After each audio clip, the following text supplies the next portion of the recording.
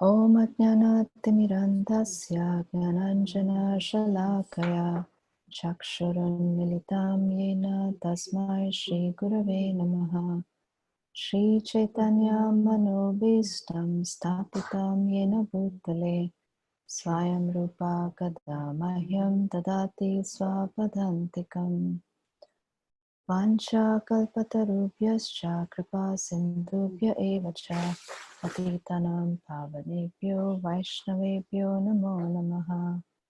Jaya Shri Krishna Chaitanya Prabhu Nityananda Shri Advaita Gadadhar Shivasadi Gaura Bhaktavinda Hare Krishna Krishna Krishna Hare Hare Hare Rama, Rama Rama, Hare Hare.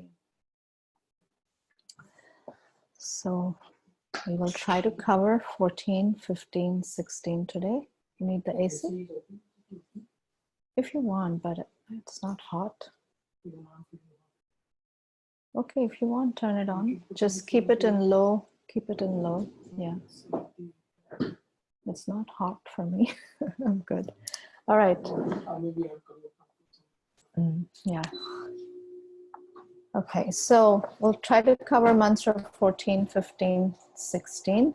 Please put it in low speed, the fan. Otherwise, it's too loud, the air conditioning. Okay. So Krishna is most wonderful. And he eternally loves all of us. And there's nothing that we can do to stop that unconditional love that Krishna has for us.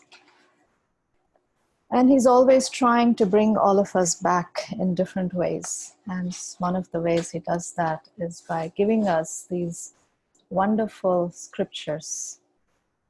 And each scripture, just goes through a little different angle and tries to bring us to the proper conception. So in this wonderful little skinny little book with 18 mantras, we're getting such a clear conception of who Krishna is, starting with understanding his proprietorship, how he's the owner, controller, how if we do that, we can live eternally and happily, because otherwise we may live a long life. But what's the point of that life, right? It's not valuable. But here, by understanding these simple principles, we can live a very long life, take responsibility for ourselves, appreciate the qualities of the Lord, right? And then in mantra 6 and 7, we heard about the vision of the Lord, how to develop that vision. And then we heard further about some more qualities of the Lord, then about what is right knowledge, what is improper knowledge, how to balance between vidya and avidya. And I'll be discussing this section of the proper method of worship, right? So in mantra 12, there was heavy condemnation of Sambhuti as well as Asambhuti, right? And over there, Asambhuti meant worship of demigods, and Sambhuti meant in mantra 12. Sambhuti meant the impersonal creature there. So the worshippers of demigods go to darkness, but the worshippers of the impersonal Brahman go to even darker region. And we discussed why. We discussed the reasons why. And one of the reasons why they go to, even more hellish region is because even they may merge with Brahmajyoti. Even then, it's actually hellish, because the nature of soul is to be active and to serve. Krishna says this in the 3rd chapter of Bhagavad-Gita. Soul cannot be inactive even for a moment. It's always active. So what do you do merging in Brahmajyoti? That your nature is just like suppressed. And besides, you can't serve, you can't love, you can't have any relationships. So that's very hellish. It's so against our nature. So in that sense also, not only physically, but because hellishness is really like what you feel here in one sense, right? Sometimes we say, oh, this is worse than hell, right? You're going through some intense suffering. So anyway, so that's hellish. And in the next mantra, mantra 13, we saw here Sambhuti referred to Krishna in mantra 13, or the Supreme Personality of Godhead, and Asambhuti referred to any other worship, whether it was demigods or impersonal Brahman or just a powerful human being, right? Anyone. Yes. Now in this mantra, mantra 14, much like mantra 11, we're going to learn about balance, how to see both of them side by side. Okay, so here's the picture for balance. So I already explained the connection. So the theme is the only way to a life of deathlessness is by devotional service and not by any scientific attempts or temporary relief work. So let's read mantra 14 together. Sambhutim cha, Hare Krishna. Sambhutim cha vinasham cha yastad vedo bhayam saha vinashena mrityum titva sambhutya mritamashnute. So here there's one difference. There's the word sambhuti and then there's the word vinasham. So instead of using the word asambhuti, in this verse, the word vinasham is used, but it's referring to the same thing.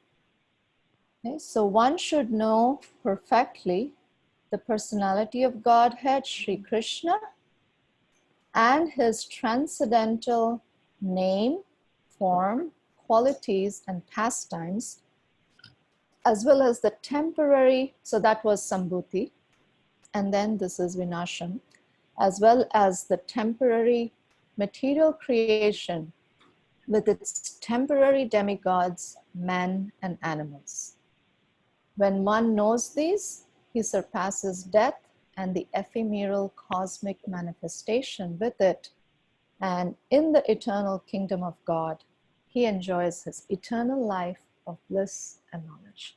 So again, much like mantra 11, this seems to say like, now you got to know both, and unless you don't know both, you're not going to achieve immortality or deathlessness. So let's discuss it a little bit. So Prabhupada's translation is very much like a purported translation here, because if you were to directly translate this verse, all it would say is one who knows, the relative and the absolute conquers death and attains immortality. But Prabhupada has translated it as a preaching book, so he's kind of expanded the translation. And again, the verse also, as with many other verses, it's Upanishadic language. In Upanishads, things are a bit mysterious. Because remember, Upanishads are meant for the jnanis, or the very intelligent class of people. An intelligent class don't like to be told everything. They have to have a little bit of pause and think, okay, what is it, right? And then, time to time, there has to be some confusion so that they can ask questions, and then it's very interesting. So things are not all laid out in a very simple, straightforward A, B, C, D, like that. So this verse is also like that. So let's go forward. So Prabhupada starts the purport with describing about Vinasha. So what does he say? That we have made a lot of advancement, right, materially, but yet we have failed to conquer the 6 changes that happen and the 4 miseries that are there. What are the 6 changes that anything material goes through?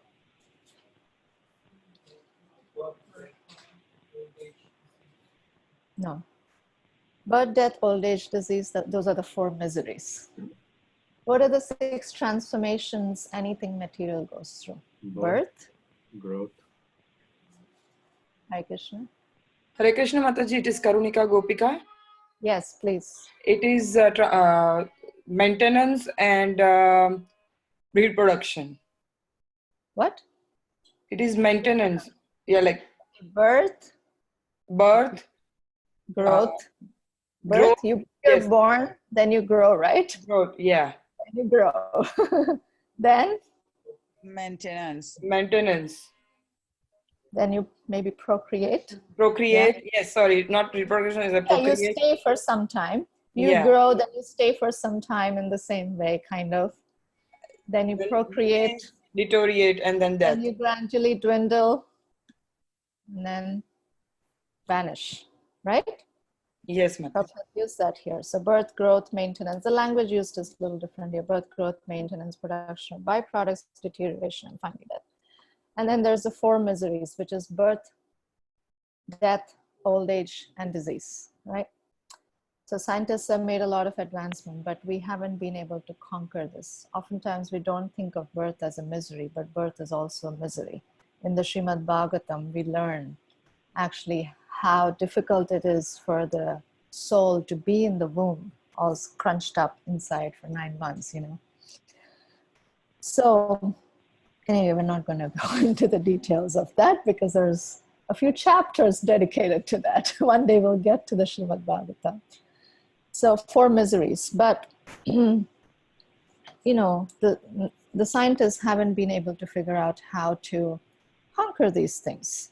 They're still, you know, trying, and they're giving us a post-dated check saying that we will get there. We will get there one day.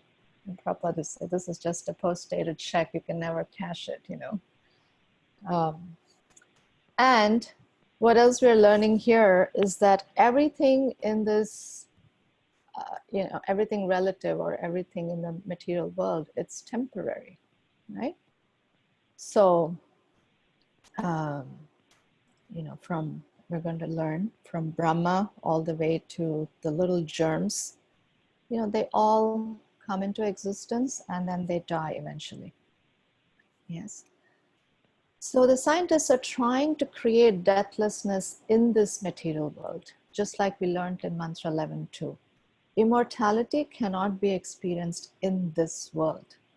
And the scientists also, they're trying to, you know, get to the point of deathlessness in this world, but that's not going to happen. And the reason they're doing it is because they have no information of the other world whatsoever.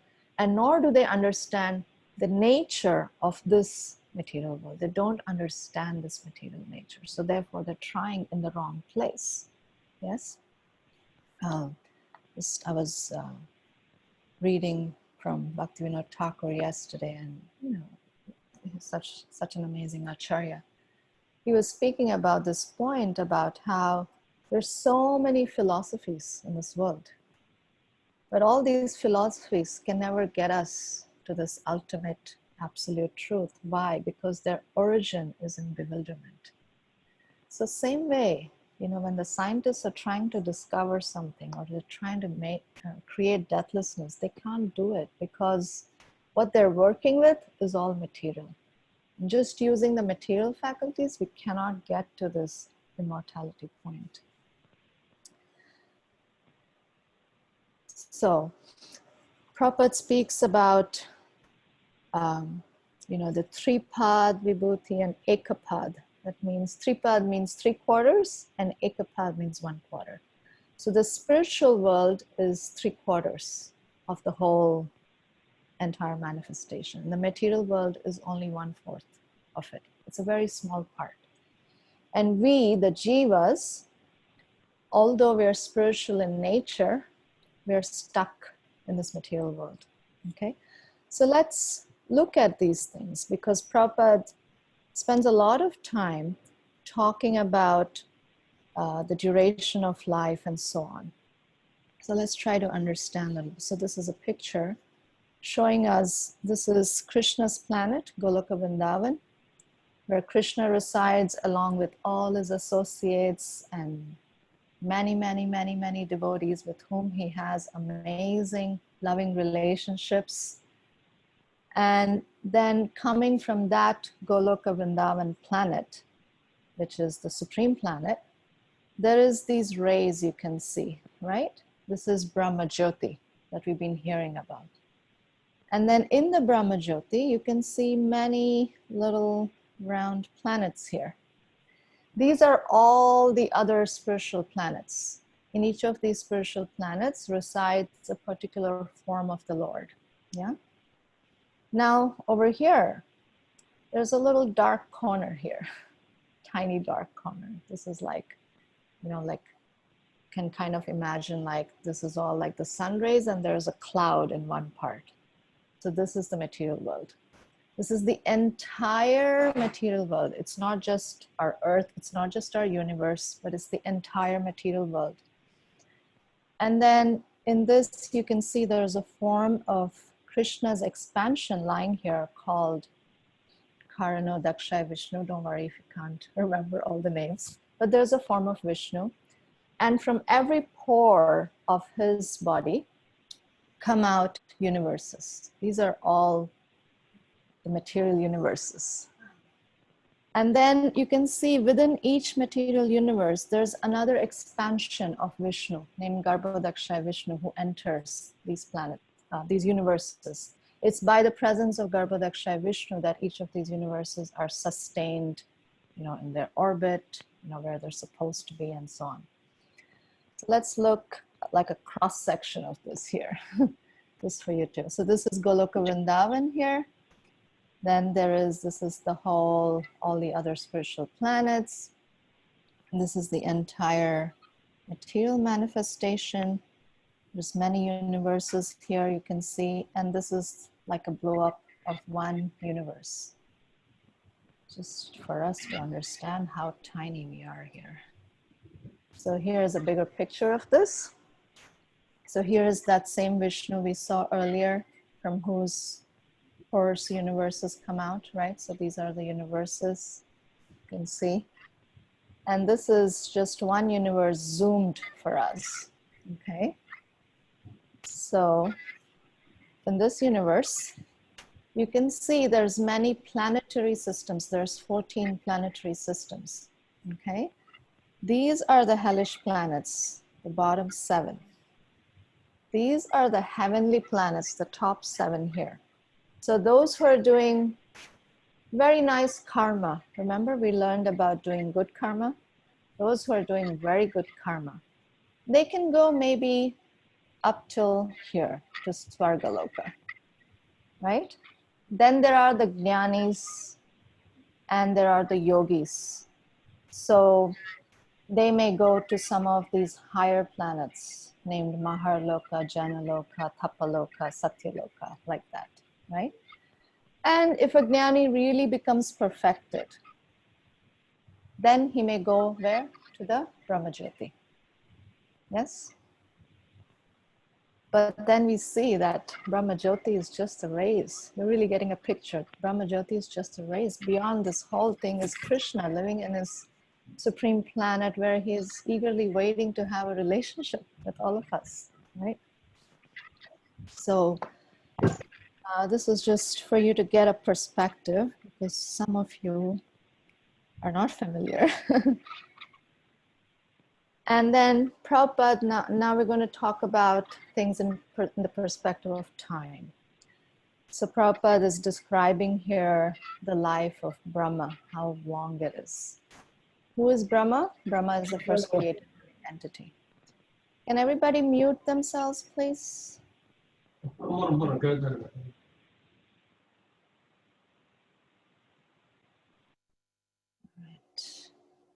I muted all of you. All right.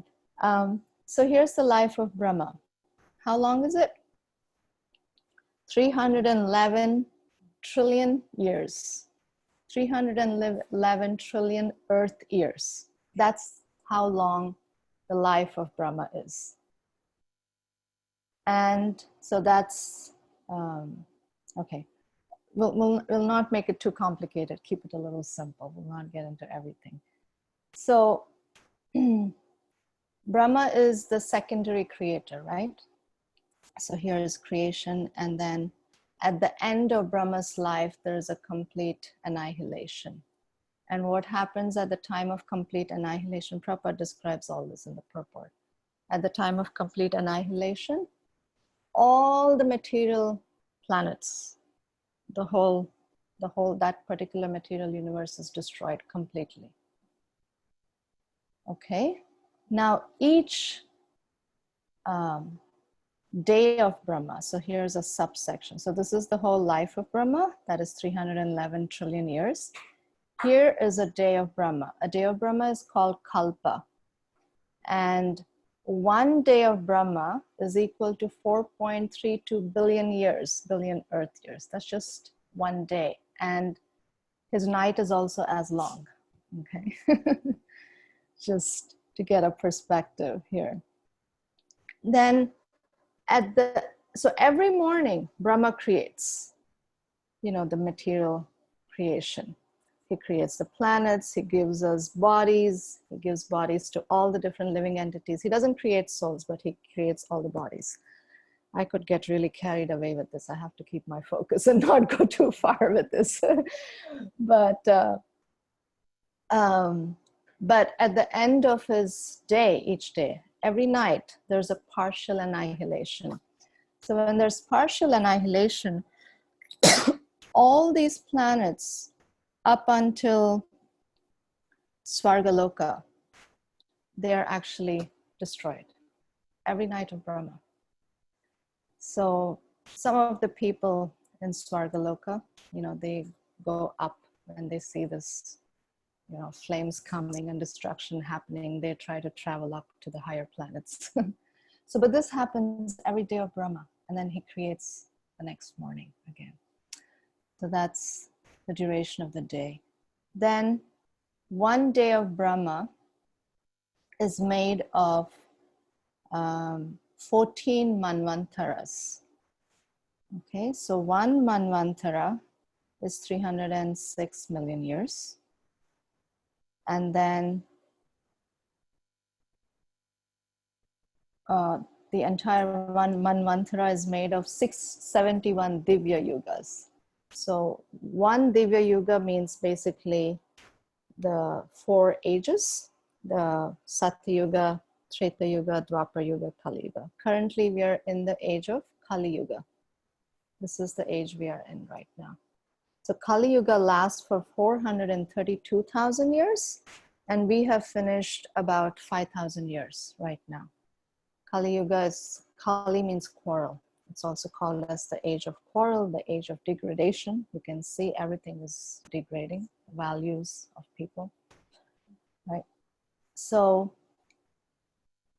of course, because it's not the topic, we're not going to go too far into it. But you're getting a perspective of the, duration of the life of Brahma.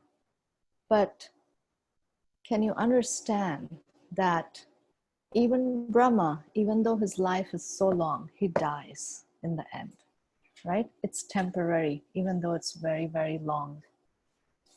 Here is also just a tabular form of calculation of time. You can go through it later. We're not going to go through it. So our life can be very long, or our life can be like the germs, just live. There's some, I forget, just escaped my mind. But what is the shortest lifespan? There's a Sanskrit word, just can't remember. Anyway, it's very short, very, very short. But it doesn't matter whether it's so short or whether it's so long, it's all temporary. So where should we invest our energy? That's what ISOPANISAD is pointing to. That's the whole purpose of explaining this whole thing. It's so long, it seems very wonderful. But then if you're not focused on something higher, something transcendental, something eternal, all that we've invested in for such a long time, it just gets lost at the end of it, right? So Ishopanishad is really pointing in that direction. Choose the eternal goal. There was one rishi named Lomasa Rishi, and he had this amazing, rishi means a sage.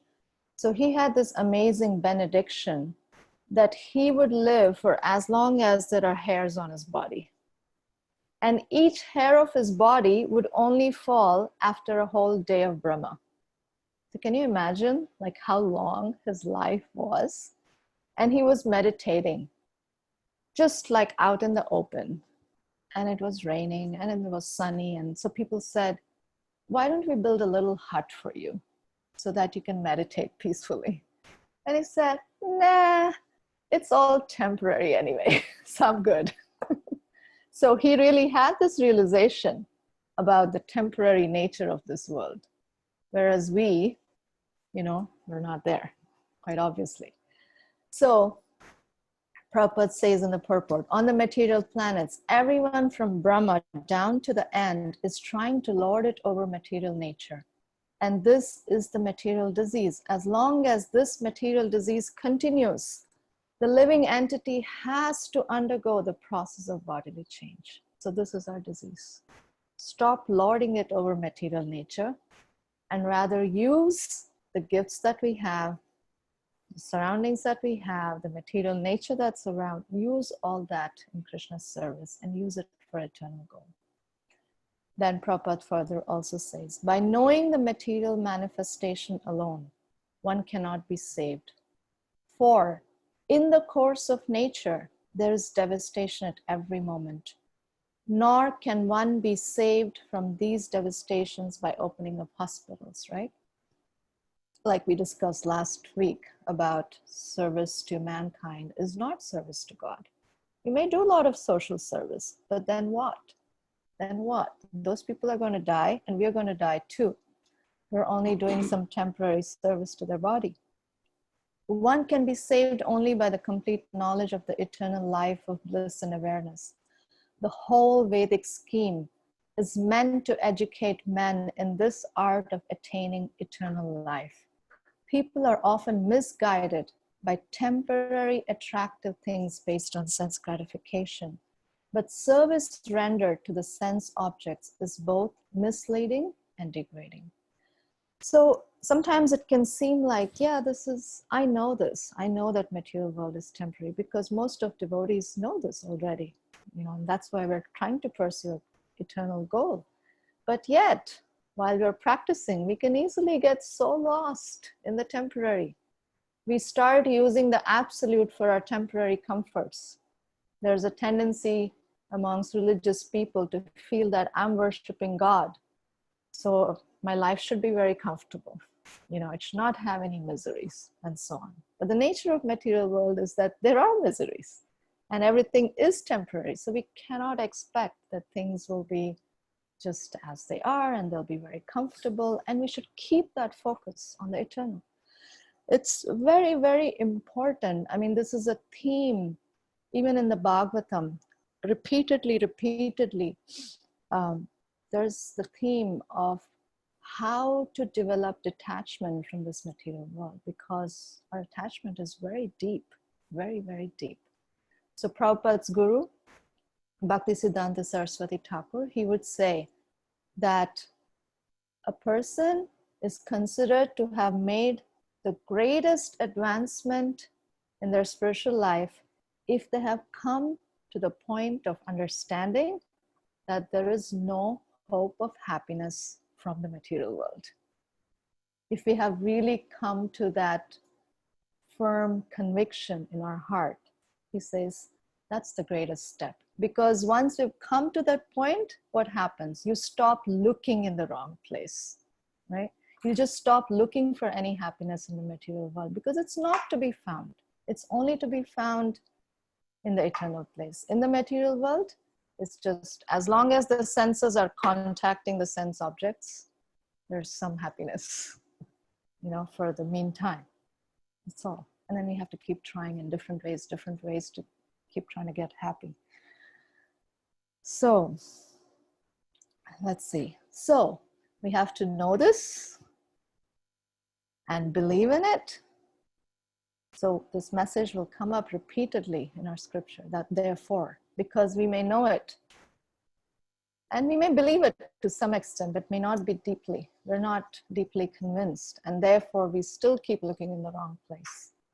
So know it, believe in it, become convinced, and practice it. Put it into practical life. And then we'll actually get somewhere. So ISOPANISAD is appealing to us in this verse to remember where we are and understand that we are in this prison house of material world, and get a strong desire to get out of here. Don't look in the wrong place. And this is a wonderful prayer that we can meditate on each day. This is Lord Chaitanya. Lord Chaitanya certainly had this realization, and he's saying, O son of Maharaj Nanda, Krishna, I am your eternal servitor, yet somehow or other I have fallen into the ocean of birth and death. Please pick me up from this ocean of death and place me as one of the atoms at your lotus feet. Such a nice prayer, right? Verse 5 of Shikshashtakam. So when you're chanting each day, we can remember, where am I? Get your coordinates right. Where am I? Where do I belong? And then chant with this mood of this prayer. Krishna, I'm in the wrong place. I belong to you, but I'm totally in the wrong place somehow. Please pick me up. I'm not qualified. I'm really fallen. I don't even have the sincerity, but somehow make me chant. Please accept me in your service again, right? And Prabhupada ends the purport with saying what? There's no question of liking or disliking the truth. It is there. So, truth is like the sun. This is a quote by Elvis Presley. Truth is like the sun. You can shut it out for a time, but it ain't going away. So, truth is truth. So all these things that we're learning in these verses, they are truths. And these truths can be, somewhat heavy sometimes. They could really shake us up, right? They can unsettle us. And we don't like to be unsettled. We like to be in our uncomfortable comfort zone. But we can't hide it for too long. So we have to understand. So the point of this verse is that we have to understand the nature of this material world, that it's temporary, it doesn't give any lasting happiness. There's miseries, there's changes. We don't like change because by nature, we are blissful living entities and we are eternal living entities. So therefore, we don't like change. We like to just continue the same way. I hate it every time, they just upgraded the new whatever iOS and everything changed in the email. It's just like, why can't you keep things the same way when they're working, right? Hare Krishna. So some changes are okay, but some changes can be very annoying, because it's actually our nature to be eternal and have these wonderful loving relationships. We're not meant for this. Any questions or comments on this verse? Hare Krishna Mataji. Hare Krishna. This is Raj. I have a question about those pictures and you showed about the universe. How were they arrived at? Are they scientific knowledge or Vedic knowledge? Oh, this is all based on Bhagavatam. Okay. So it's from the Vedic literatures. And if you're really interested, all this has been correlated with the modern, understanding of our universe and so on. And it very, very closely matches. If there is some discrepancy, it's because, the astronomers, or what do you call them, they haven't yet, come up to that place. They haven't discovered instruments to find all this. But if you're interested, read Mysteries of the Sacred Universe. There's a book by Sadaputta Prabhu, Mysteries of the Sacred Universe. It's based on the 5th canto of Bhagavatam, but very, very scientific. Very, very scientific. Comparing the knowledge from the Bhagavatam with our modern understanding. But everything in the Bhagavatam is completely accurate. Okay? Okay, thank you, Mataji. Hare Krishna. Yeah. Anything else online? And then I'll have a question here. Yes, Ahmad. Please give an example of demigod. Example of demigod. Okay. Yeah. There are many demigods. So like we discussed last time, or you were not here and you didn't hear the recording. I should give you a recording of the class. I'll send it to you. So demigods are administrative gods. So for every little material thing in this world, there is a demigod in charge. Like rain god, sun god, moon god, wind god, water god, so there's gods for each of these. So these are demigods. Brahma is a demigod. So is Vishnu? No, Vishnu is not a demigod because Vishnu is an expansion of Krishna. So demigods are living entities. Okay? Krishna is what we call Vishnu Tattva. Tattva means like truth or nature. Krishna and his expansions are all Vishnu Tattva. And we are, all the living entities, we are Jiva Tattva. We're living entities. Demigods are higher living entities, but we're altogether a different category. So Vishnu is an expansion of Krishna. Yes, Vishnu is an expansion of Krishna. Shiva is a little different. He's a mysterious person to understand. We won't get into it right now. But Shiva is in between Vishnu Tattva and Jiva Tattva. Okay? Yeah. So sometimes Shiva is described as, if milk is Vishnu, Shiva is yogurt. That's how Brahma describes it in his prayers called Brahma Samhita. Meaning that, so Shiva is in charge of the mode of ignorance. And therefore Shiva has the function of destruction, destroying the universe. Okay? We're not going to get too far into it because it's a big topic. Brahma is a demigod. Yeah, he is actually, you can say, the supreme demigod, in one sense. Sometimes Indra is called the king of demigods, but Brahma is superior in that sense. Okay. All right, I think there's one thing in the chat here. Is there hold on a second, please. Is there any time calculation for lower planets? Example, what is 1 day of Earth time? Yeah, there is calculation. I just don't have it on top of my head. I have heard that there are many Brahmas for multiverses, meaning, yeah, so there's a Brahma in each universe.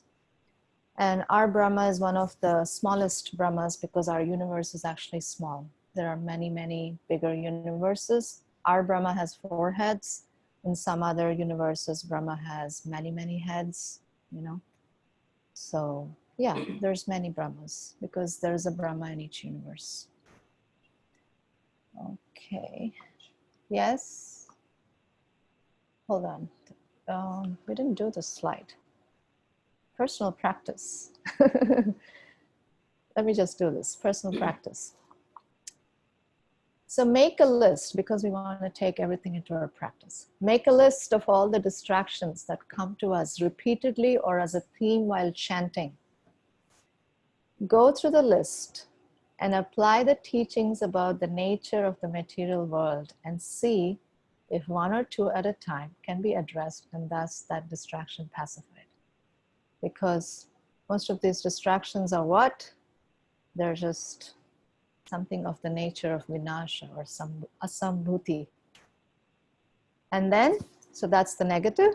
And then the positive practice you want to have is not only trying to get rid of this stuff, but then we want to focus on the person that we are chanting. In fact, one of our acharyas, Madhvacharya, he gives also a little different meaning of this verse or this set of verses, 12, 13, 14. So he translates Sambhutim as the creator of good qualities and Asambhutim as the destroyer of bad qualities. So he says that if we only meditate on the Lord as being the creator of good qualities, maybe we will develop good qualities. But it doesn't mean that the sinful or the bad qualities will go away. They may not. So therefore, we will still continue to stay in the world and we will not be steady, he says. So therefore, we have to meditate on the Lord not only as the creator of good qualities, but also as the destroyer of bad qualities. Some people only worship him as the destroyer of bad qualities. Then what happens? Maybe the sinful things go away, but nothing positive is filling it also. Right? It's also another way of understanding. Okay, last question on this verse. Shakshi Gopal. Yeah. I understand this material world is not good if you bring happiness. Mm-hmm. So, if I have to understand correctly, as a grahastha, practicing grahastha, I have so many attachments and like I need to perform activities. So, like for example, like food or like family life, and then like doing devotional. Keep it service. short, yeah. There are different areas. Like, do you have any guidance, like where I should start? Like, put the four regulative principles as one of them, and Where you should start what? like, So his question is that as a householder, there's so many responsibilities and duties and so on. So where should I start? Where should you start what? start like there is no material happiness in life and in the material world. Mm-hmm. And in my conception, sannyasis have, they have complete attachment and they practice it complete attachment.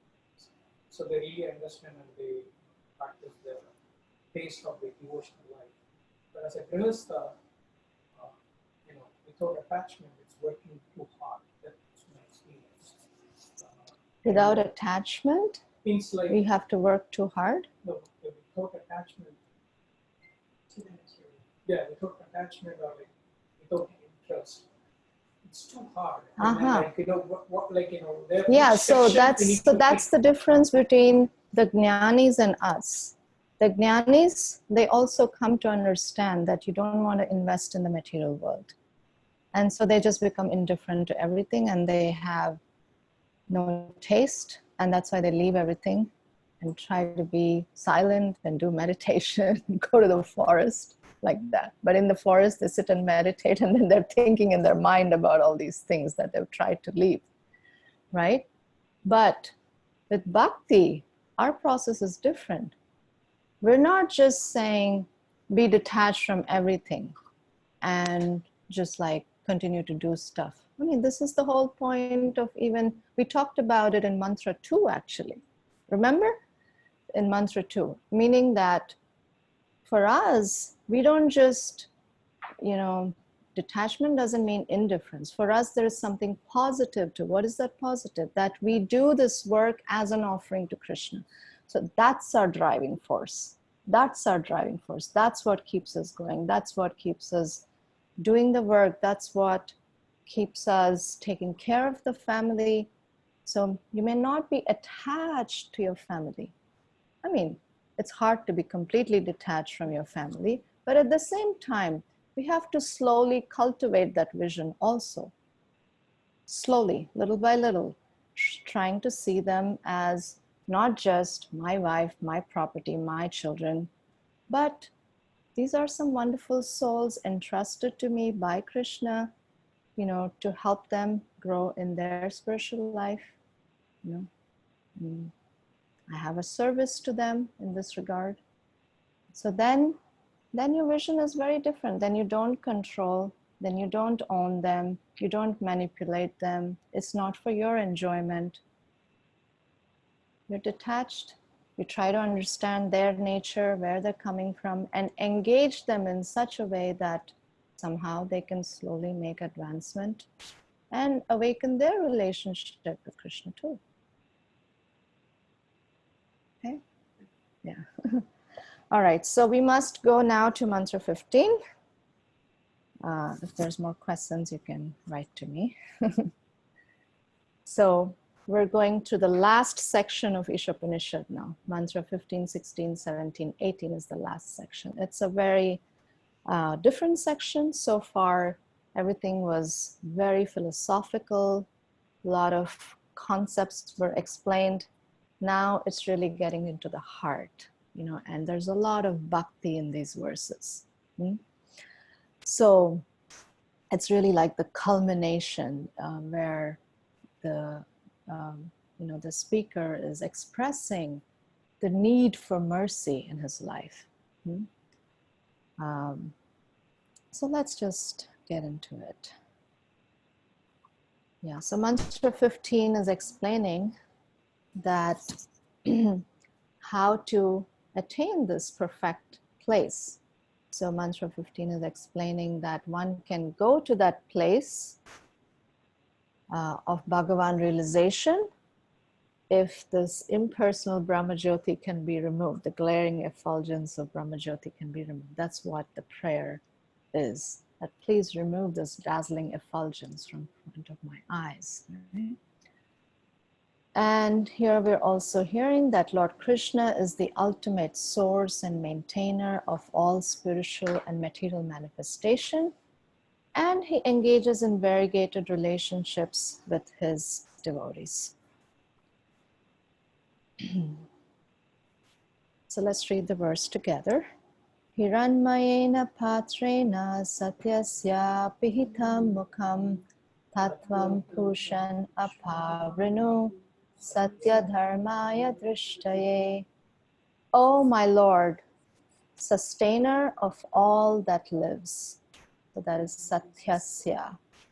Satyasya is referring to the Lord. O my Lord, and sustainer is Pushan, or the maintainer. Your real face is covered. So what is the word for face here? Mukham. So your real face is covered, pihitam. By what? By your dazzling effulgence. That is Hiranmayena patrena. So Hiranmaya can mean like golden effulgence. Sometimes it's also described as white or somewhat bluish also. And patrena can mean like a vessel or container also. It's a vessel or light in which Krishna is situated in the middle of it. So kindly remove that covering and exhibit yourself to your pure devotee. So very beautiful. There's an appeal being made here. So there's many things we're going to learn in this mantra. So let's look at some of them. So first of all here, the personal feature of the Absolute is revealed by using this word mukham. Mukham means face, right? The moment you say face, there's a person there. There's no argument about it. There's no face for, you know, something impersonal. So the personal feature. Then we're also learning here that the personal aspect is greater than the impersonal aspect in a very, very direct manner, right? Because what is he praying to? What's he praying to, the speaker? He's praying to? Yeah, he's not praying to the Brahma Jyoti. He's not praying to the light. He's actually praying to the person. He's saying, and he's very clearly saying that please remove your effulgence. You know, please remove your glaring effulgence. So he's offering prayers to the person behind this effulgence, right? So very, very clear. So, and you know, the Lord's effulgent, Lord is of course very, very, very, very effulgent. And if somebody doesn't have devotion, all you're going to see is this glaring light. But if somebody has devotion, Krishna will reveal his personal form, and we can see his form actually. And we can also see devotees, right? Sometimes devotees are so effulgent, especially when a devotee is really feeling very fired up in their Krishna consciousness, you know. They just had a great day distributing books or doing some amazing retreat, or, you know, they just chanted some wonderful rounds, or they read Bhagavatam for like 5 hours or something. You know, they did some amazing service, and you can see them glowing. They're literally glowing, right? So this is the Lord's effulgence, because the Lord is also situated in our heart in a sense. That effulgence that the devotee is exhibiting is really, you know, because of the presence of the Lord in their heart, in a way, right? You see that in Prabhupada, of course. There's many stories of Prabhupada. One time, it was during Rath Yatra time in 1976 in New York, and the Rath Yatra was about to start. And, you know, devotees were standing, and there were also cops, the New York cops. And Prabhupada was just getting down from the car, and suddenly this one cop turns to the other cop and says, hey, look, that man is glowing. The man is glowing. You know, they just couldn't believe it, like a man could glow like that, you know. Prabhupada was just glowing like anything. I remember I had this one experience. I was in London airport one time, and it's very crowded in London airport.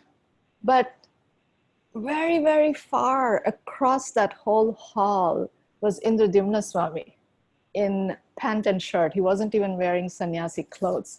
But you wouldn't notice, in such a big crowd, you wouldn't actually notice a person even if you knew them, right? But I just like turned my head, and there was like this glowing person there. Right away you could spot, hey, that's Indradyumna Maharaj, you know? So it's very hard sometimes for devotees to hide also. There's many, many stories I could tell you about devotees' effulgence. But yeah, anyway, personal aspect is greater than the impersonal aspect. And the Lord is being referred to here as Pushan, meaning the maintainer and sustainer. So maintainer and sustainer of what? Over here, we're hearing actually that he is maintaining, or he is sustaining, even the Brahmajyoti and the Paramatma. Prabhupada quotes some verses from the Bhagavad-Gita, which are showing, he says, Brahmano hi pratishtaham. Krishna says that in the 14th chapter of Bhagavad-Gita, where Krishna is saying that I am the basis of the impersonal Brahman. And in the 10th chapter, he says that by just a spark of my splendor, as in the form of Paramatma, I'm maintaining the entire cosmic manifestation. So he is the basis of both Brahmajyoti as well as the Paramatma. What else does he maintain? Krishna. He maintains everything, of course. The whole material world, the spiritual world. He maintains our devotion, right? That's very important. So we can pray to Krishna every day to please maintain my devotion and grow it also, right? And protect it. Later. So the way, and when we're learning here that the way of revelation, again, is surrender. It's not, again, the ascending process, but the way to reach the Lord is surrender and prayer. That's how we recognize the supremacy. And we're very clearly seeing here that there is no oneness. We can really defeat impersonalists just using this verse. There's no oneness because there are two persons here. If everything was one and everything is same, why would one person pray to another person if we are all the same, right? There's no point. So, and we're also seeing here that the Lord is independent, but he reciprocates to the pure devotees' desires. So the Lord reciprocates to everyone.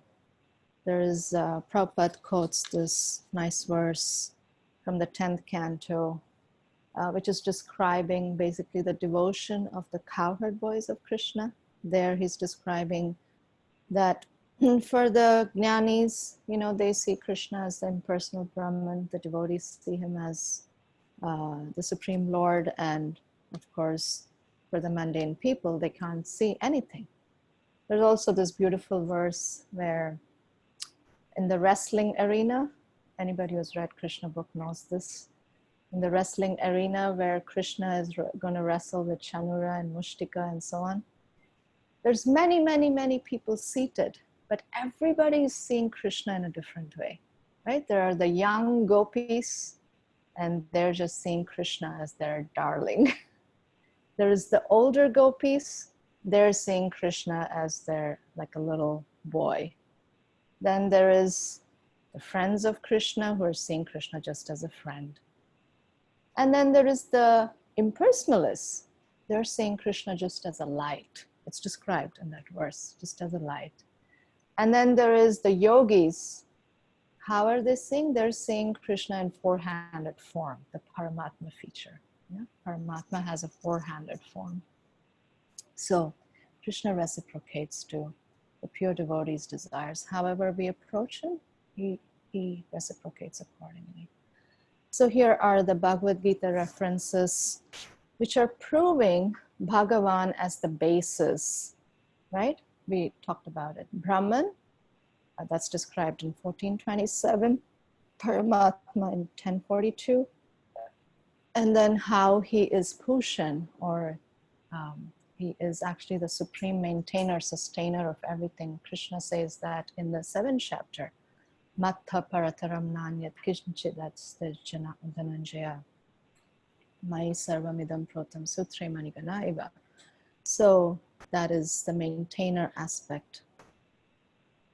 So sometimes Upanishads can look like they're pointing to Brahman, but ultimately they are pointing to Bhagavan. That we can see very, very clearly in this verse. Then Prabhupada is talking about Bhagavan in various ways in this verse. So Bhagavan, of course, he's the Supreme Personality of Godhead. Then Prabhupada describes him as Anandamaya Abhyasat. That means that he's always filled with transcendental bliss, right? And how does he experience this transcendental bliss? Through the loving relationships which he has with his devotees in Vrindavan, right? Prabhupada talks about that. He also talks about the killing of the demons in Vrindavan. And he says, even this is blissful for Krishna. These are just pleasurable pastimes of Krishna. It's nothing for him. Just today I was reading about the killing of Vyomasura. And, Krishna just comes, he sticks his hand in his mouth. No, so that is, sorry, I'm mixing up. Vyomasura is, I read about 2 demons. Anyway, Vyomasura and Arishtasura. No, before that, Keshi demon, right? Keshi. Keshi is the one that Krishna just puts his hand inside his mouth and just it expands. And although Krishna's hand is soft and lotus-like, Keshi demon finds it to be like molten red hot iron. As soon as Krishna puts his hand inside his mouth, his teeth fall out, and then his whole body just bursts. So, and it was just very easy, for Krishna. Nothing. It's just joyful. Anyway, keep talking about Krishna's wonderful pastimes. We're also hearing here that is the most auspicious feature, more specifically in the next verse, is a person, right? Bhagavan is a person with many relationships. He has activities, he has qualities, and he has the supreme bliss. You know, we have bliss of many kinds in this world, but as we know, that bliss is very, very shallow. And even the happiness one gets when you realize the impersonal Brahma Jyoti, which is called Brahmananda, it's just neutrality. It's just like my Guru Maharaj likes to give the example of, like the car alarms, they go off sometimes. They just go bah, bah, bah, bah, bah, bah, bah, continuously. And finally, after half an hour, somebody comes and turns it off. And it's like, such a relief, right? So literally, the happiness one gets from this merging into impersonal Brahma Jyoti or Brahmananda is just that much. It's just like the removal of distress. There's nothing positive in it. But the realization of Bhagavan, that's ultimate bliss. And this Bhagavan, he's so kind that he descends to the material world to attract everybody. Even those who don't want to worship him, he's trying in different ways. The jnanis, the yogis, everyone, the karmis, they don't want anything to do with him.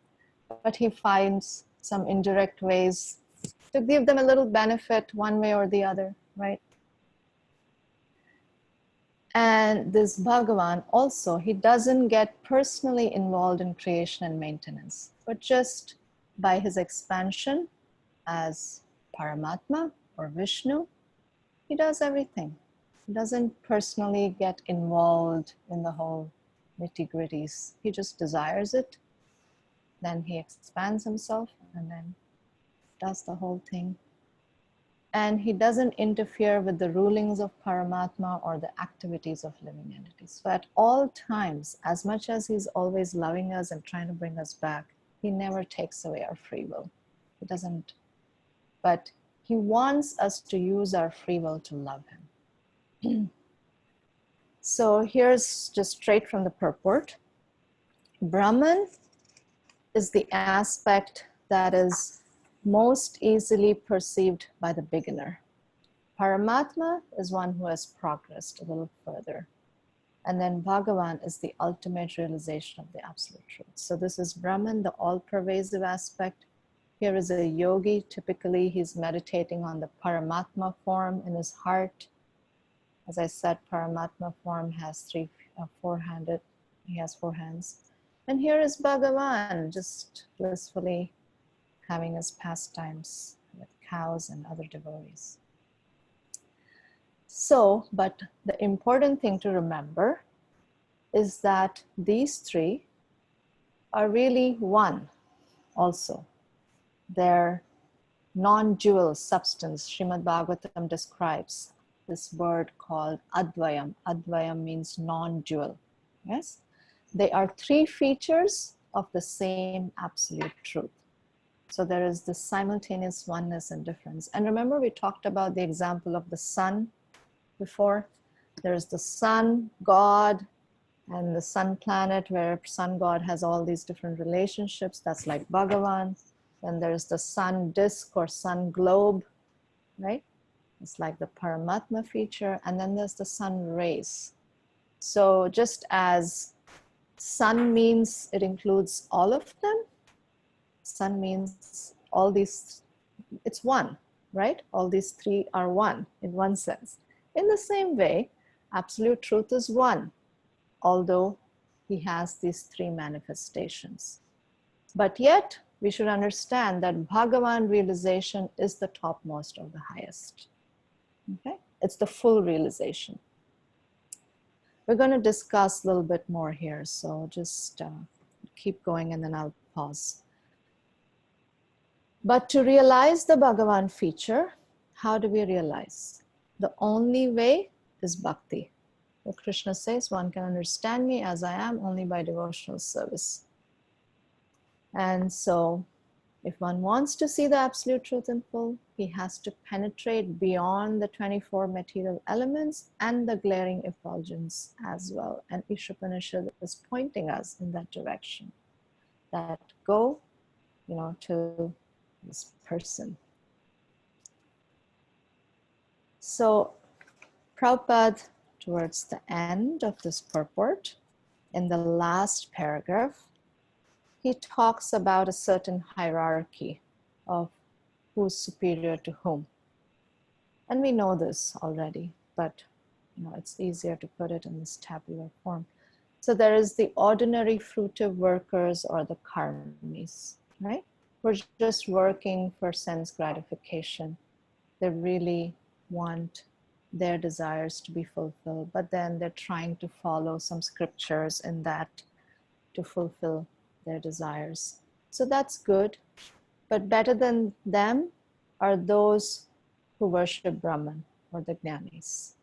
But still better than them are the yogis who have realized the Paramatma. But the best are the bhaktas who are constantly serving the Lord. So now we're going to look at this nice big table to help us understand some things better, okay? About these different people here.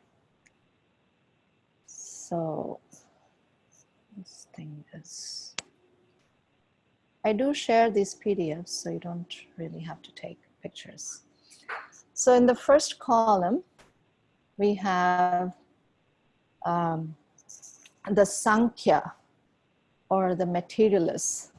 So Prabhupada talks about all these people in this purport and the process and so on. So in the very first column, of course, we have the process to ascertain truth. What does this person perceive? What is his realization of God's potencies, and what is his relationship with God? Yeah. Why does that keep coming back down? Anyway, is it covering for all of you? Hare Krishna. Okay, just stay there. Okay, so anyway, so in the column next to it, there is the materialists, or those who are practicing Sankhya. What is their process of ascertaining the truth? Their process is, it's really weird, it should stay hidden. Okay, let's put it down for a little bit, and then we'll take it back up. So their process is the process of pratyaksha. Remember, we heard about this way in the beginning, sense perception. Remember sense perception, pratyaksha? So their process of understanding anything is using their senses. That's how they ascertain the truth. And what can they perceive? They can perceive just the 24 elements. So the Sankhya people are those, they're trying to understand something reality, just like, you may be smelling a rose, or you may be eating something, or you're doing something. So they're trying to understand a little bit more deeply about that activity. So they may try to understand, okay, we're eating chapatis or bread, right? So what's beneath it? Okay, there is flour, and then the flour comes from here. And so they may try to break down things. But how far can they get? They can get only up to the 24 material elements. That's the reality they can perceive. They can't go beyond that, because they're just using their sense perception. And then what is the realization of God's potencies? None. And do they have any relationship as such with God? They don't. And how does the Lord reciprocate with them? He reciprocates with them by just simply awarding things based on their karma.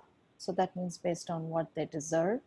They may have some desires, but then based on their desire, but also based on what they deserve.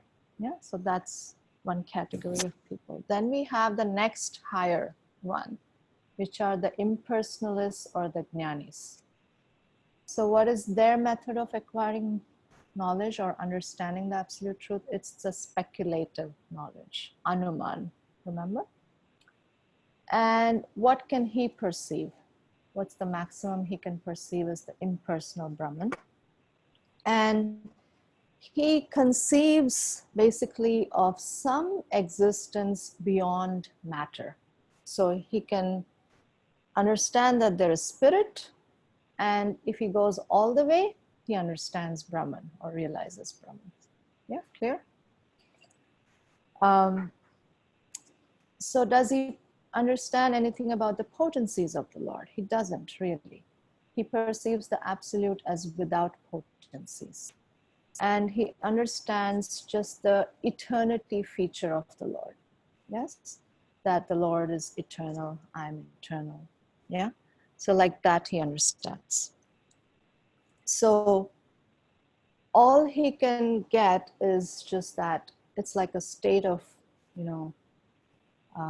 consciousness. That's what he can perceive. He can't perceive any particular potencies of the Lord as such, because the impersonalists, for them, everything is one. So it's just like a whole, there's no difference for them between you and I. Suppose I'm talking to you. So I am the talker and you're being talked to, and then there's the process of talking. For the impersonalists, it's just all one, right? So it's just one big, it's just consciousness, it's just spirit. That's how much they understand. So then what is the nature of the relationship with God then? He denies, really, because he himself thinks that he's God. So he denies any relationship with the Lord or with anyone else. And how does the Lord reciprocate with him? He just allows him to merge. So fulfills his desire for liberation. Then there is the yogis, or the acrobats. What is their process? They're doing Ashtanga yoga, or the eightfold yoga system. And he meditates on the Paramatma feature. And they are approaching based on Shabda Praman. Shabda means scripture, right? So they're not speculating, they're not using Pratyaksha, but they're based on scripture. And they can perceive the Paramatma, and they can understand two features of the Lord, the feature of eternity and the feature of knowledge or cognizance. Yeah, that is the Sat and the Chit. And what potencies of the Lord can he perceive? He perceives only the Lord's material potencies. He doesn't perceive the Lord's spiritual potencies, really. Because why? Because we talked about it. Paramatma means what? So Paramatma is basically like he is the supervisor, the sustainer of the world, right? So he acknowledges the presence of the Lord, and he sees the Lord simply as the maintainer. So when Paramatma is maintaining the world, there's potencies required. These are the material potencies. So that's all he sees. So he sees him like that, but then there is not a real relationship that's activated. Because he sees him simply as a provider, right? And he's meditating on this Paramatma. And how does the Paramatma reciprocate with him then?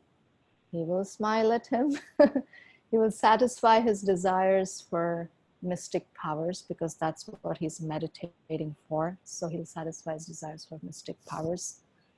And then this yogi, depending on how he identifies himself, his ultimate end will be either Brahma Jyoti or it will be Paramatma realization. Yeah? So if the yogi identifies himself as Paramatma, then he merges into Brahma Jyoti. But if by the end, by the mercy of a devotee, he gets bhakti, then he can also get Bhagavan realization. Okay? And then there is the devotee. This is easy for us to understand. Our process is prayer, devotional service, completely based on scriptures. He realizes all the potencies of the Lord, the material and the spiritual, right? And Sat Chit Ananda, all the three features, eternity, knowledge, and bliss, yes? And he has a relationship. It's a very personal relationship. He has the mode of service, and his original relationship with the Lord is uncovered through this process of bhakti. His constitutional position or relationship with the Lord is uncovered.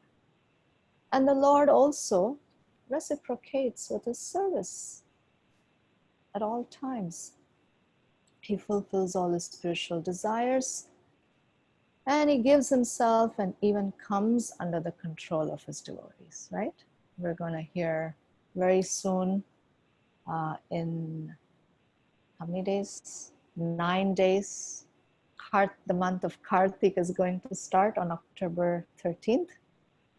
And we'll hear that wonderful pastime.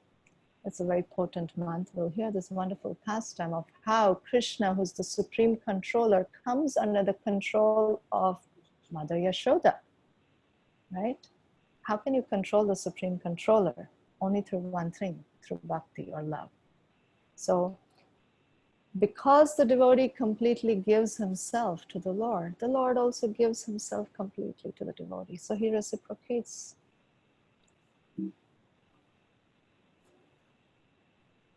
So that's actually the end of this verse. Any questions or comments? Ahmad has been patiently waiting. Hare Krishna Mataji, this is Chaitanya. Hold on a second, please. I have a question here. And then I'll take it online. You seem to use Krishna and Bhagavan synonymously. Yes, correct? yes.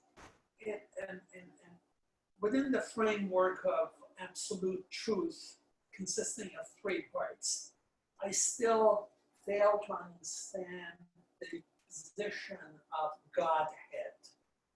Godhead? Supreme personality of Godhead, you're asking? Not the personality, that is Krishna, correct? But Godhead by itself, where would Godhead fit into the framework of absolute truth? Okay, so it's the whole thing is one phrase, Supreme Personality of Godhead. Okay? So, yeah, it's one phrase. And it's referring to Bhagavan. Yeah, it's referring to Bhagavan. Supreme Personality of Godhead. Yeah. Okay, yes, online. Hare Krishna Hare Mataji. Krishna Mataji. This is Hare Chaitanya Krishna Rasadas. Mataji. Okay, Chaitanya Rasa Prabhu first and then Prema Leela, I think. Yeah. So Mataji, this is regarding the tabulated form. It's a very nice way to understand the different way each of the class of people understand and relate to the Supreme Personality of Godhead. So is there any relation between this tabulated form and the yoga ladder that Krishna talks about in Bhagavad-Gita? Is there any correlation between the two, or? Yeah, sure. Yeah, sure. We could put all these things on the yoga ladder and we will discuss yoga ladder. We'll do a whole class on just yoga ladder when we're discussing either the 3rd or the 5th chapter of Bhagavad Gita. Probably 5th chapter. We'll see. So my confusion was here we see the materialist. My thought process is wrong. So the materialist, as I see, is more like karma yoga, and karma yoga was actually at one point Krishna says karma yoga is the best process. Materialists are So, karmis. confused.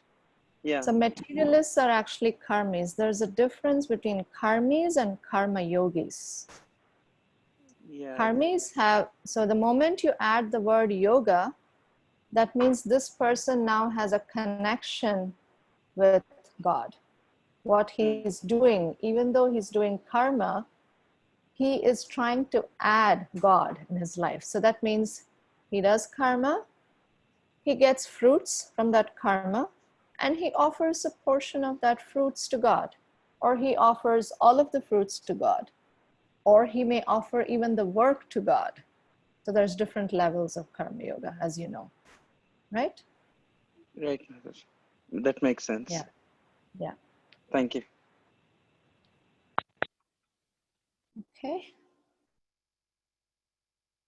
We're good. If you're good, that's great, because I get to go to mantra 16. Hare Good? Krishna Mataji. Oh yeah, Prema Lila, I forgot. Sorry, forgive me. So Mataji, how can we differentiate between the impersonal Brahman aspect of Krishna with the Virat Rupa of Krishna in 11th chapter? I'm sorry. I How- couldn't hear your question. How we can differentiate between the impersonal Brahman aspect of Krishna and the Virat Rupa of Krishna in 11th chapter of Bhagavad-Gita? Oh, this is, okay, completely different question. Yeah, they're both different, completely different. Yeah. I don't even know if I want to go into discussing universal form right now, because that's such a big topic. So you have studied the whole Bhagavad Gita with me. You should know this answer. Hare Krishna. Next week, you're going to tell me the answer to this question. I'm not going to answer it. Okay? Okay, Mataji. Okay. You should know the answer, because we discussed all these things in Bhagavad Gita. Hare Krishna Mataji, it is Karunika Gopika Mataji. Yes. Mataji, I have a question. Like, Lord is always engaged in transcendental loving activities with the living souls, like Dashyaras or Sakhyaras or Vatsalyaras. How we can reach that level, or how we understand that, what is the relation with that to God? How we came to know? How we can understand what's our relationship with God? Yes. Okay.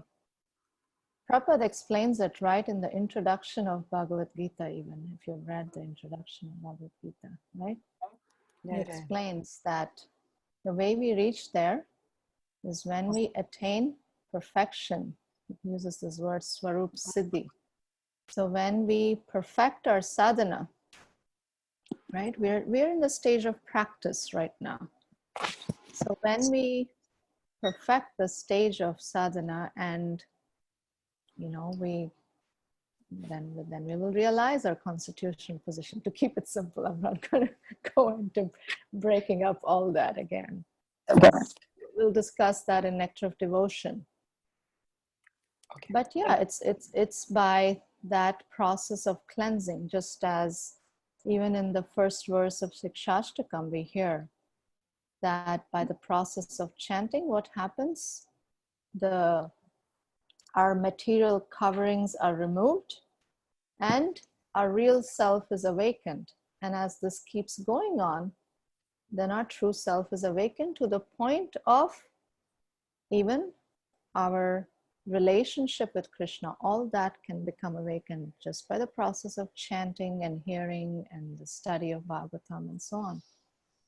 So the process is the process of hearing and chanting, if that's what your question is. Thank you, Mataji. Yeah. Okay, can I go to mantra 16? Yes. Okay, I see this flashing here. Can't see. Neophyte devotee. What is this? Hare Krishna Mataji. Neophyte devotee, practicing devotee. Which feature of Lord he will be meditating? I don't understand. I mean, for us as devotees, we're always thinking of Bhagavan feature. It doesn't matter you're neophyte or practicing. We're thinking of Bhagavan feature. And, we have, of course, the deity form of the Lord that we can offer our worship to and meditate on and so on. Right? And we learned that the deity form is non-different from the Lord himself. Yes. Is that okay, Gopika Kanta Prabhu?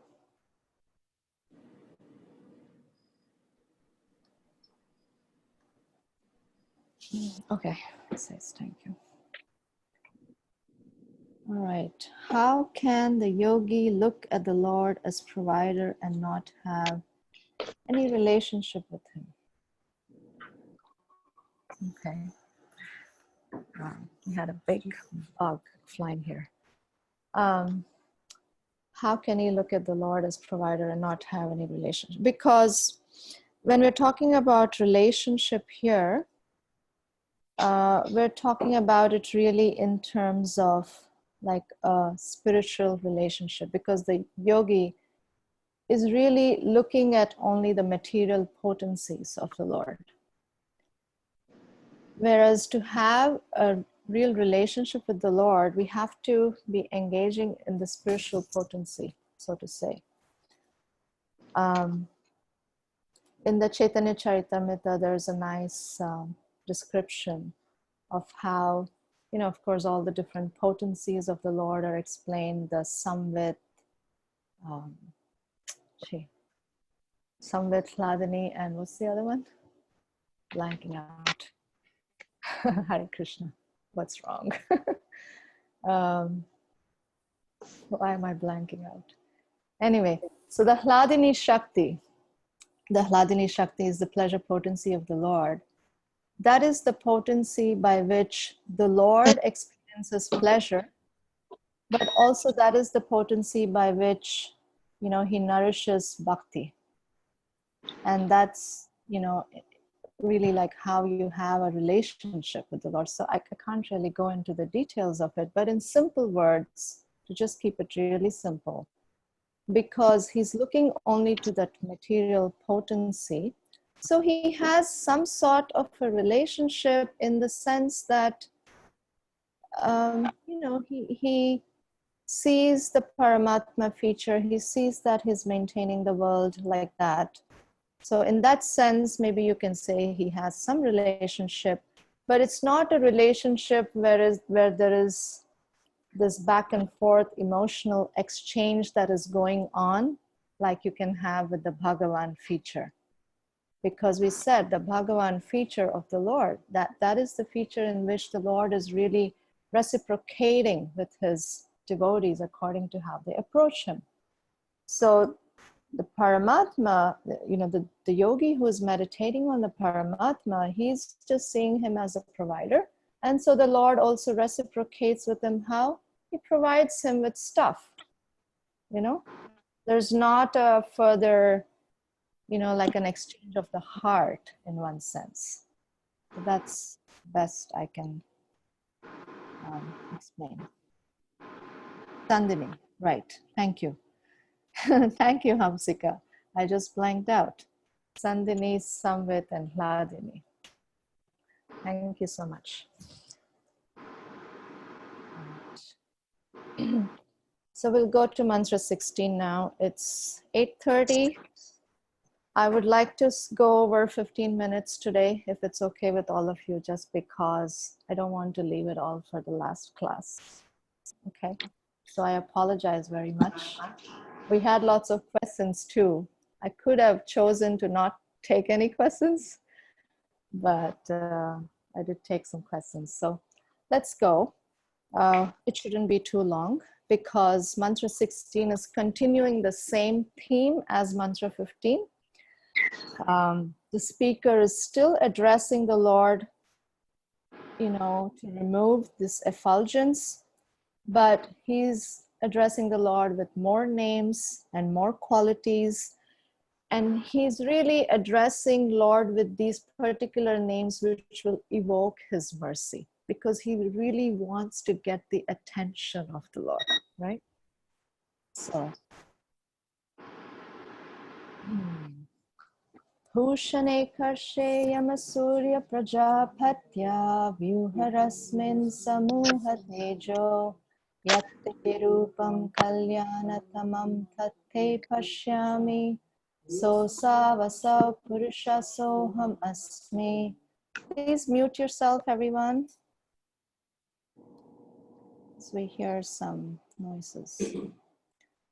O my Lord, O primeval philosopher, So he is addressing the Lord as, you are the greatest thinker. You're the original, thinker.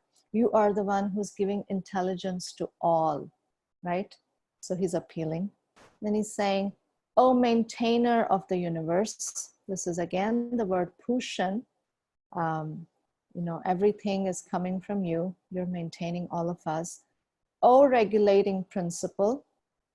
So you're the controller of everyone and everything, including me.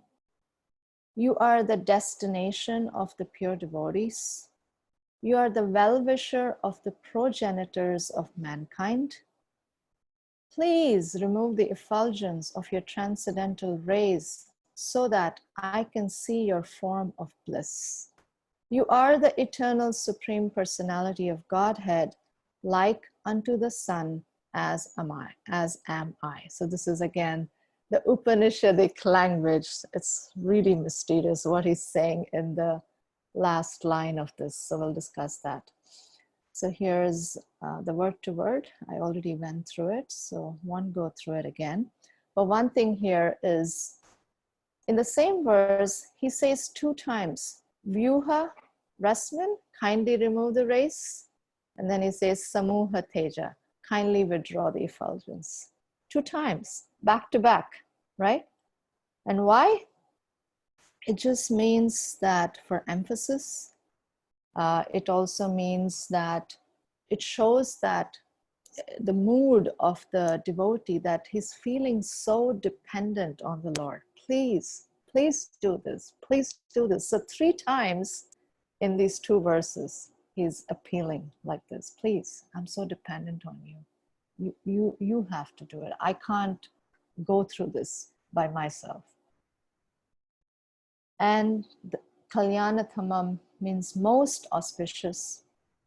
And then there's this last part that we'll go through. So 3 main essences. So the author is glorifying the Lord, right? Then he's requesting the effulgence to be removed. And then he compares himself to the Lord. So these are the 3 main sections of this mantra. So the speaker is very feelingly appealing to the Lord to remove this Brahma Jyoti, which is blocking his face. And again, it's very clear that when we are addressing a person. It's not an inanimate thing. You don't say, oh, table, oh, chair, or something. It's a person. And all the qualities that he's describing here is also indicating that the Lord is a person.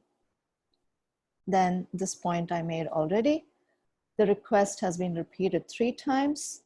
So it's indicating basically the nature of relationship between Lord and living entity and how dependent we are on him. Then this is that mysterious part. Then he's explaining his qualification through this word soham.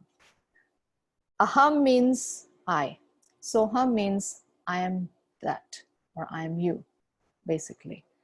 So impersonalists love this because for them it's like, oh yeah, see, I am you, I am Brahman, But that is not how he's saying it, because already there's 2 people here and he's praying.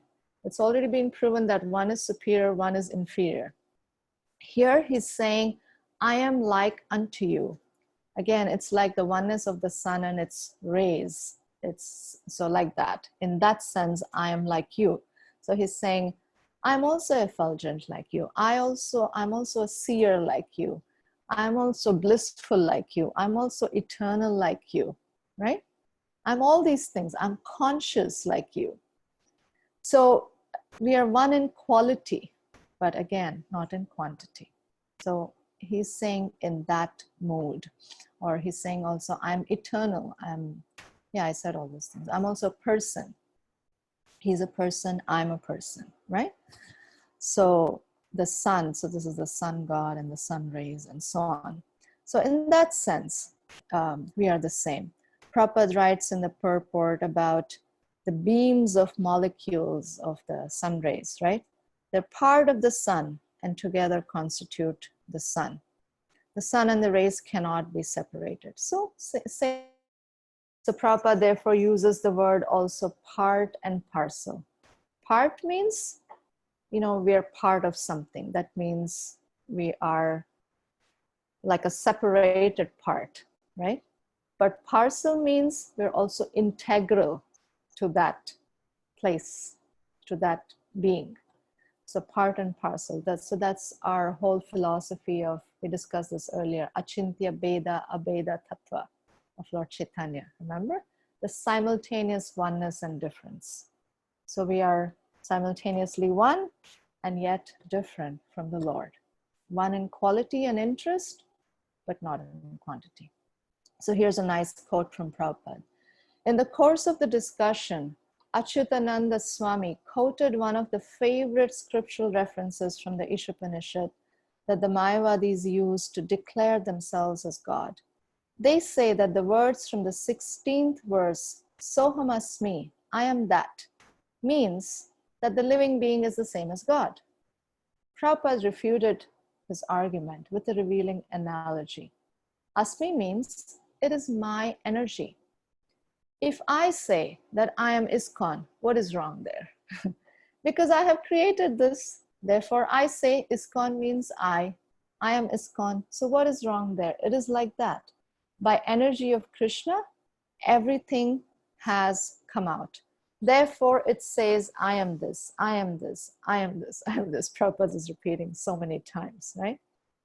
So the impersonalists really like this Sohamasmi, and they also like this other word Tattvamasi. Tattvamasi means I am that. But even that, it's what is that? We understand from this. This is what it means. That in the sense of part and parcel. Then these two little paragraphs, they're from the purport. In the first paragraph, we're also understanding that the impersonal Brahmajyoti, it's an auspicious aspect of the absolute truth. The Paramatma aspect is more auspicious, but the Supreme Personality of Godhead or Bhagavan feature, he is the most auspicious feature. How is he the most auspicious? Because he is the highest, right? We've already proven that he's the highest. And he is the best, because only by awakening our relationship with him can we become fully satisfied, right? And he's also most auspicious because he is forever our, well-wisher. He's always wishing well for us. Everything that he does for us, he's forever wishing well for us. Unconditionally, he wants us back. He's our father, he's our mother, he's our maintainer, everything, right? Then also this word Pushan, maintainer, we discussed this.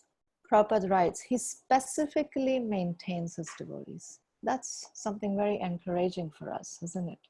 He not only maintains everyone, but to devotees, he gives some particular extra attention because we are giving our attention to him. So there's stories I wanted to tell, but we don't have time.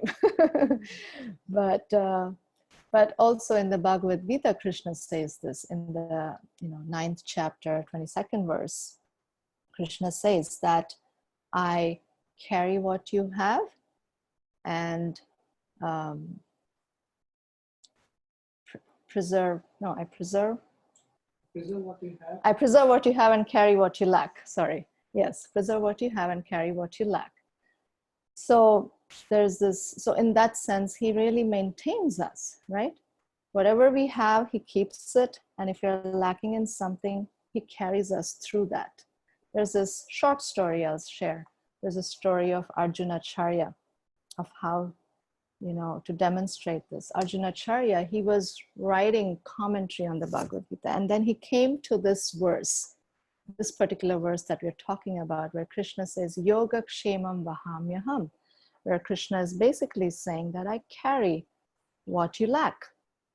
And so he thought, oh, it cannot be I personally carry. It should be Karomi Aham, meaning that I get somebody to do this. basically. You know, Krishna couldn't be doing this really. So he strikes it off. And then he goes out, you know, for, you know, to take a bath in the river and so on. And in the meantime, two boys come to his house and his wife is there. One black boy and one white boy come. And they come and they bring lots of vegetables, and they say that, you know, your husband sent these vegetables, you know, for you to cook. But then we have to go back quickly because otherwise he's going to beat us up. You know, we have to run quickly. And they even show like the marks on their back, you know. And then they leave. And then the husband comes back, and then he goes to, and the wife explains all this, and he says, what is wrong? You know, why are you beating these little kids? And he says, who kids? What are you talking about? And wife tells him everything that happened. And then he goes to his Bhagavad-Gita, and he sees that, you know, the thing that he struck off was changed. And then he understands that when he struck off, it was really like, you know, kind of like a scratch on their back, you know. It was like a, you know.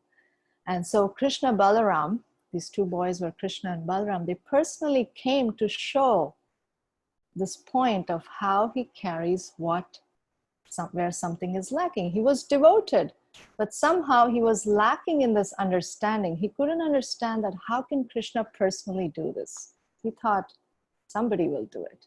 So you can see very nicely that Krishna personally maintains his devotees and takes care of his devotees. So, and he gives us spiritual protection at all times. He protects our devotion. He may also protect us materially, but that is not so necessary. He will protect us materially if that is conducive for our spiritual growth. But spiritually, he'll always protect us. He'll always protect our devotion. He'll never let our devotion get affected by anything. So that's Pushan.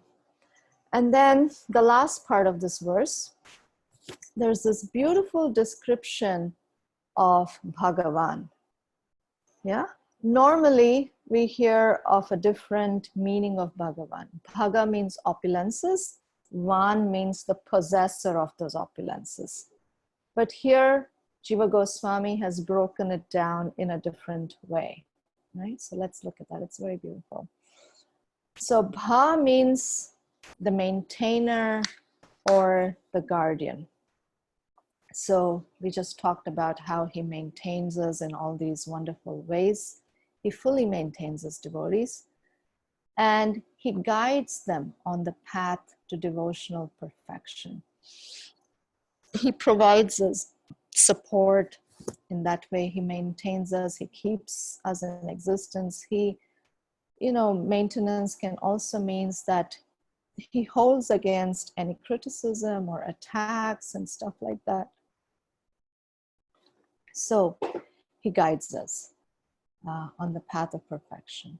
Then this word ga, so the next part, it can mean a guide, a leader, or creator. So he gives the desired result of devotional service by giving himself to the devotees. So this is straight from the purport.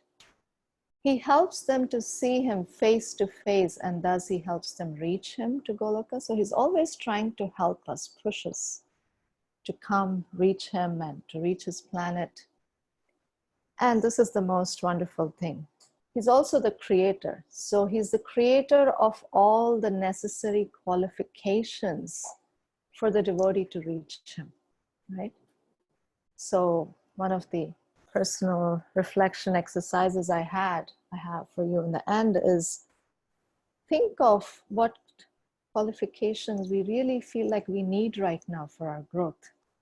And can we turn to Krishna as this creator and compose like a personal prayer, you know, in a very humble mood? Krishna, please help me develop this qualification.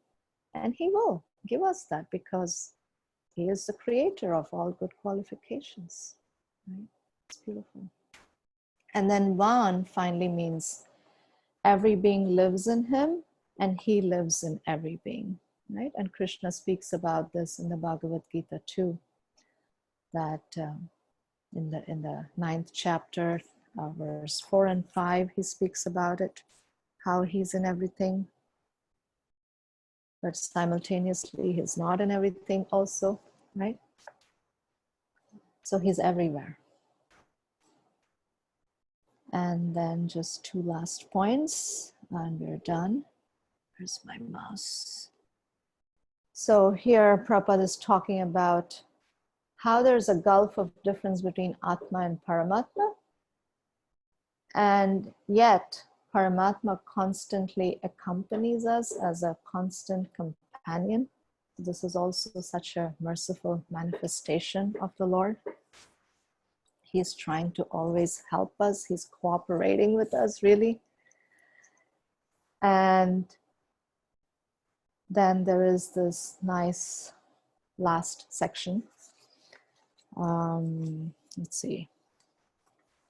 Yeah, last paragraph, where Prabhupada is talking about how the Lord is always helping his pure devotees, but the speculative philosophers and yogis, they are more or less on their own strength, right? So they have to depend on their own capacity, their own strength. There's a picture of a monkey here. So this analogy is given sometimes.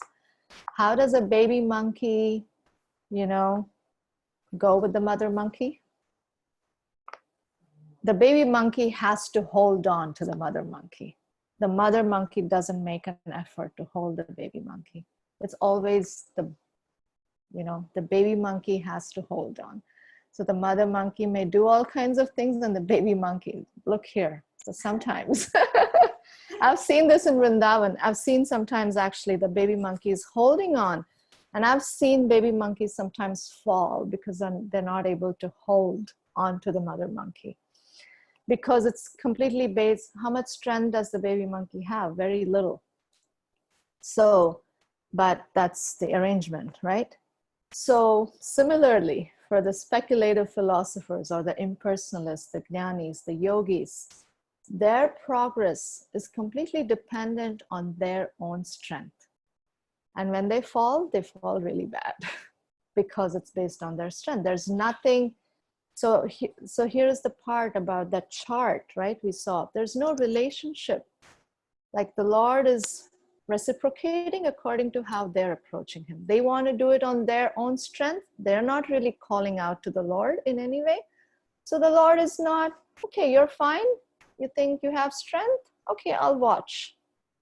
I'll only give you what you're asking for, So he reciprocates. So that's like the baby monkey. But for the devotees, Krishna is always helping. He's always trying to impart knowledge from within the heart. He's trying to remove the darkness. He's trying to help us. He's carrying what we lack, preserving what we have, right? So this is the other example that's given. How does the kitten go with the mommy cat? It's picked up. Kitten doesn't have to do anything. The mommy just holds the kitten in its mouth. It's beautiful. And this is the case for devotees. So to the degree that we are surrendered and to the degree that we depend on the Lord, to that degree, we're completely held by the Lord.